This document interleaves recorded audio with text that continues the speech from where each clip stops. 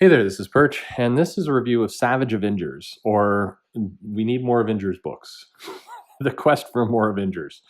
On the cover, we're promised a team of Venom, Brother Voodoo, Conan the Barbarian, Punisher, Elektra, and Wolverine. And this lineup makes a little more sense when you understand that it is the Hand is going to be the primary protagonist there, and that suddenly Wolverine and Elektra and to some extent even the Punisher make a little bit more sense there.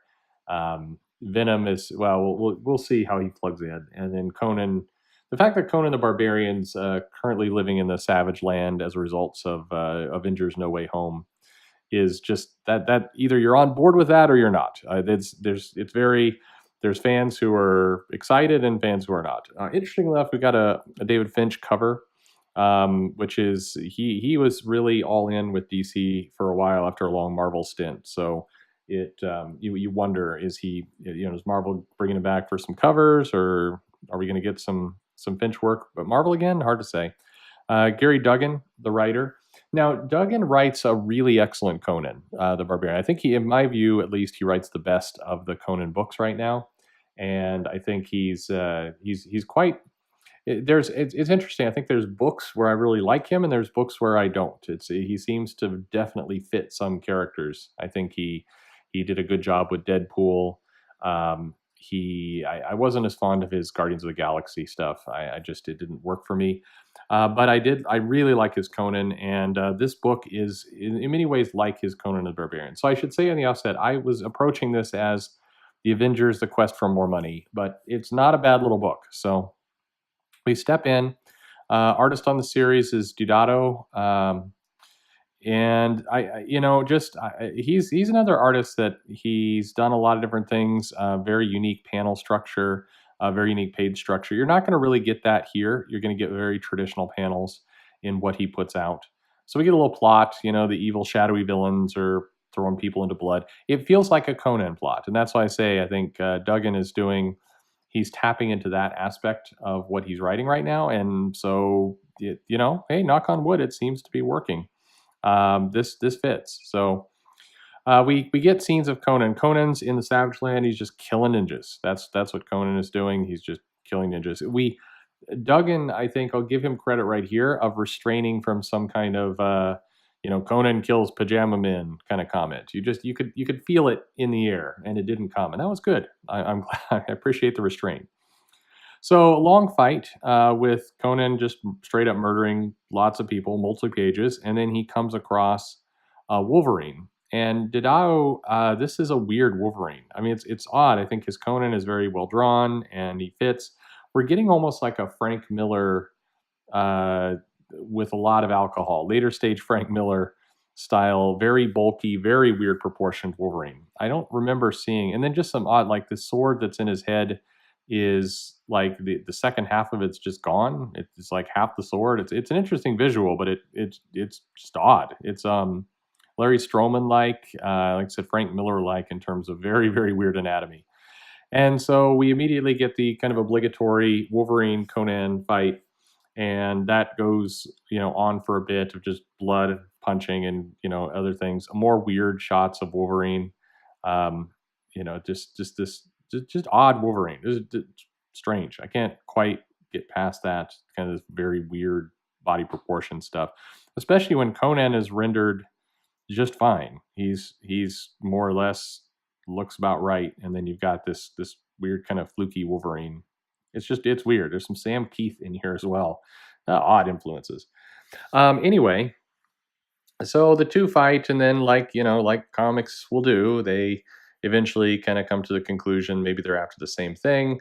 In this case, the Hand, and they after tumbling down a rock and having some beer cures all wounds. Popeye needs a spinach. And they kind of decide, hey, there's something going on here in the Savage Land. It's bad. We should go check it out. And they go sniffing out into the air, kind of detecting Egypt and Japan. And so it's immediately the writer is saying we're going to draw two worlds together. And we don't need to visually do much of it. The writing and the dialogue is restrained. They're talking, and they are they're basically we're living in this weird world where it's a savage land, but there's a kind of a medieval village here, sort of a Japanese Egyptian village. Don't know where that came from, but that's all right. And they're off to go do their questing. Meanwhile, we shift on over to Madripoor, and here's Brother Voodoo, and he is coming into a trap.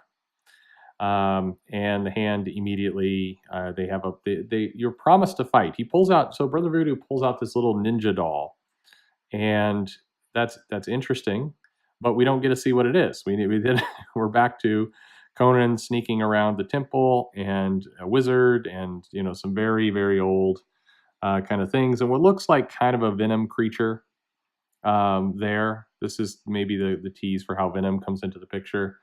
And then we see Brother Voodoo, he's been captured. So we don't really get to see Brother Voodoo's cool fight. In fact, Brother Voodoo gets the bad end of the stick here as in a couple pages later, they cut his throat. He's like, okay, is he dead? He's probably not dead. But all right.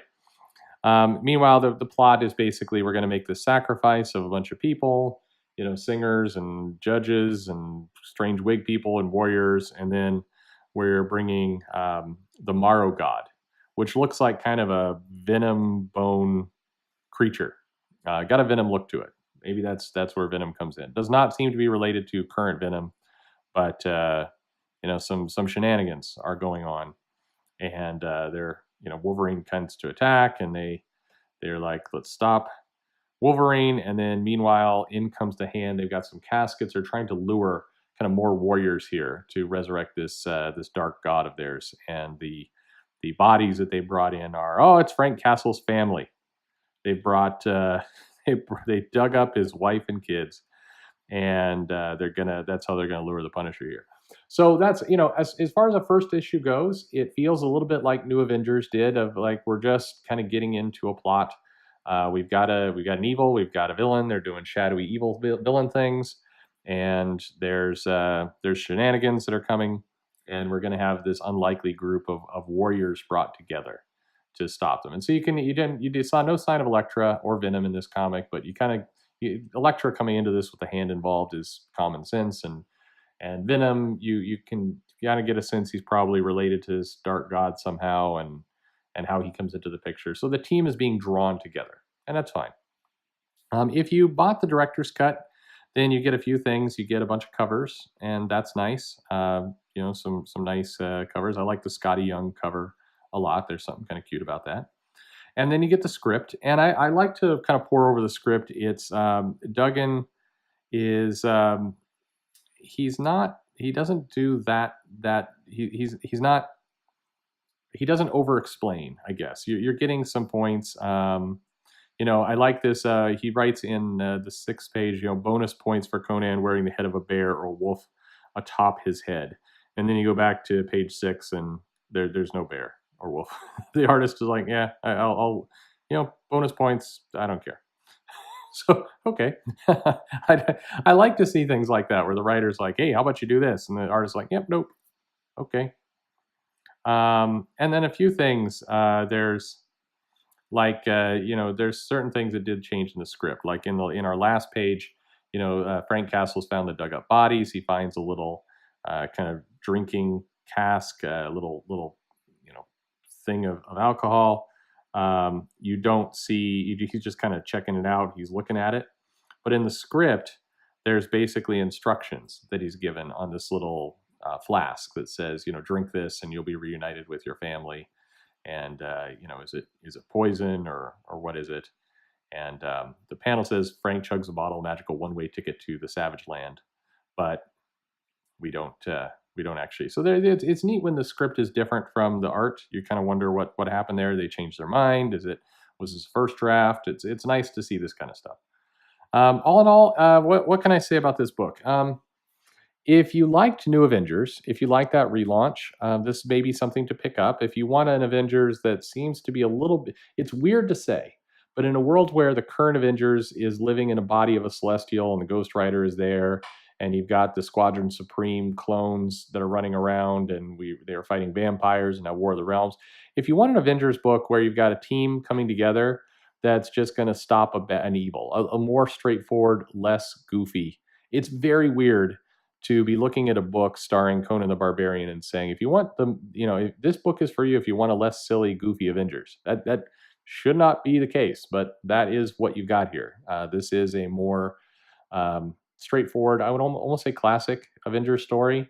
I think Duggan does quite a good job. I'm impressed with what he does here, and I think the Didato it's the art's fine. I mean, there's really nice, very beautiful art, nice coloring. Just some of the characters, in particular, I don't know if is he messing around, is he trying a new style? It's a very odd, some very odd stuff. Okay, we'll see. I mean, unfortunately, the track record with Marvel books is that Didato will be on this series for about 2.5 issues, and then be replaced with somebody somebody they found on Tumblr. Hopefully not. Come on, keep some good artists. Okay, come on. This will probably this will probably sell pretty well. I think fans will if you get past the this looks like a ridiculous concept, and then you read the book, it's not a ridiculous concept. It's actually a pretty straightforward concept. So good points there. Worth checking out. Different. Thanks for listening. If you would like, subscribe, hit the bell for notification, leave me a comment, let me know what you thought about the book, and look forward to hearing from you.